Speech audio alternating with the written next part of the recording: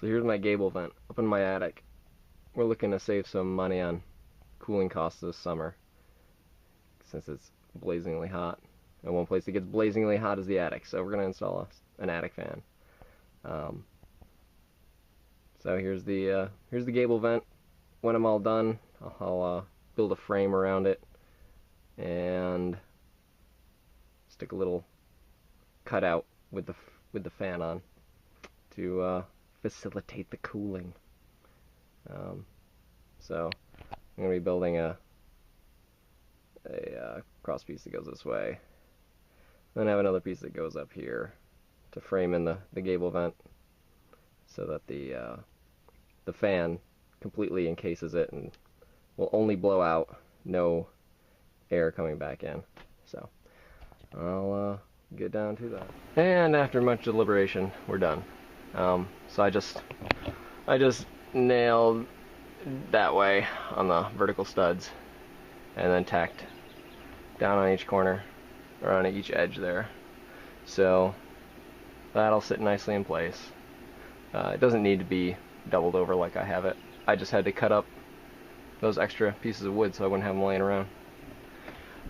So next, I need to build an upright here to complete the frame. You'll see over here, that's about the gap that I want, so I'll create an equal gap over there. So then we just have the gable vent in the middle, and then the fan will blow out the vent. So, get working on that. Alright, so here is the gable framed up. Let me see if I can get a head-on shot. It's hard to see because there's some rafters in the way.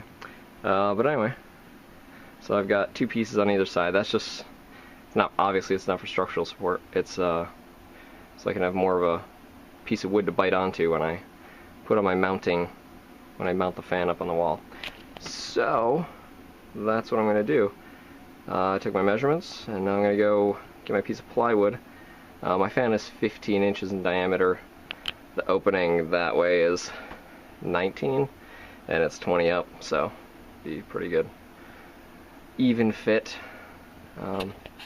So I'll show you that one when I get to it. Alright, can't see this very well. So there's my piece. I just cut it out of a piece of scrap plywood I had. And I've traced out where the frame is going to be on this piece of wood. So up here is where the header will be. Here's the sides, here's the bottom, etc. So now I think all I'm going to do is take my fan, this in here, it's this particular fan, a Barone 1600 CFM gable mount powered attic ventilator. So you can get it on Amazon for about 120, 130 as of the time of this. So I'm just going to put my fan on there and see what looks good. Try to center it up. Doesn't need to be exact because I don't think it is an exact thing. And that looks good. And now I'll just trace around it because I've got to cut this out with a jigsaw. And there we go. There's where we'll sit. So I'll get that cut out and get the fan mounted onto it. So here is the cutout on the piece of plywood. And I flipped it around because that other section, so this will be the side facing the gable vent, and around all these areas that are going to touch the wood, I'm going to put some weather stripping to cushion this and help dampen any vibration from the fan.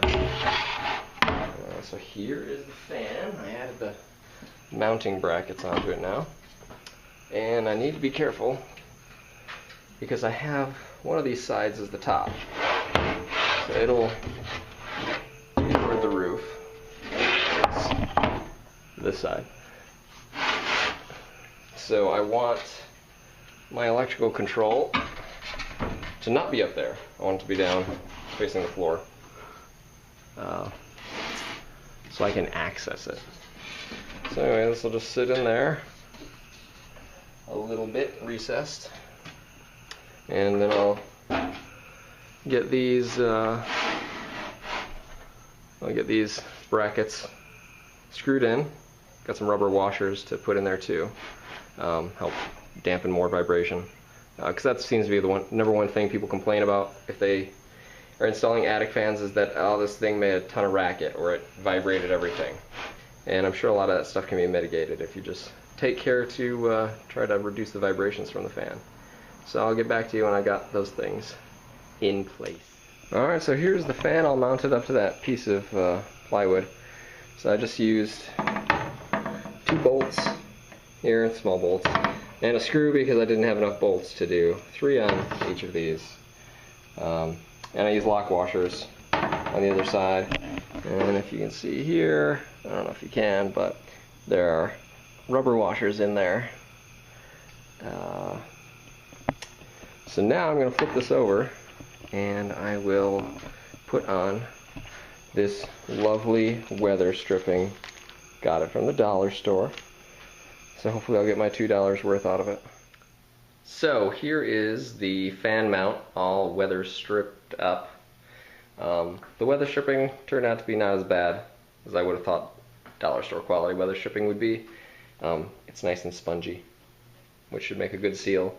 Although you can see I had to put a bunch of staples in because it is not sticky. So that's probably why it was at the dollar store. But I just put it all the way around, made sure that I had some on each edge, and then the portion where the wood was going to be, I got some on there too.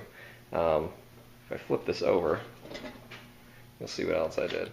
But you can see I put tape all the way around here to seal up that little gap. You can see that there's a little gap there where the fan doesn't meet up completely with the plywood, which is fine. So I just used some tape, some duct tape I had laying around, sealed up all those little edges, sealed up the places where the brackets were, because those would let air in too. So I just wanted to kind of create an air seal so that the only place that air is going to be moving is through this fan.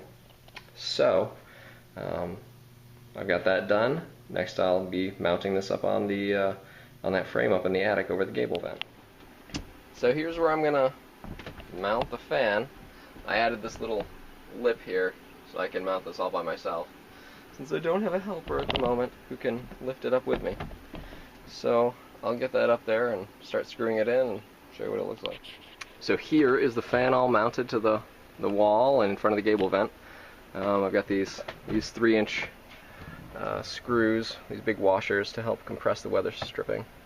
And if you see down here, you can see it's pretty squished compared to its normal form.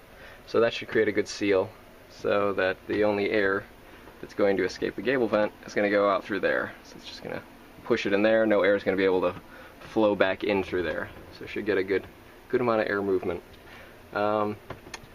You see, my previous shots, I had a rafter in the way, so I moved it up. You can see the difference there. Got an 8-foot one here. Had to cut that down to 5 feet, so that there wouldn't be anything obstructing the fan, and so I can get a better shot. It was mostly for the airflow, not for shooting this video. Anyway, next step will be hooking up the wiring.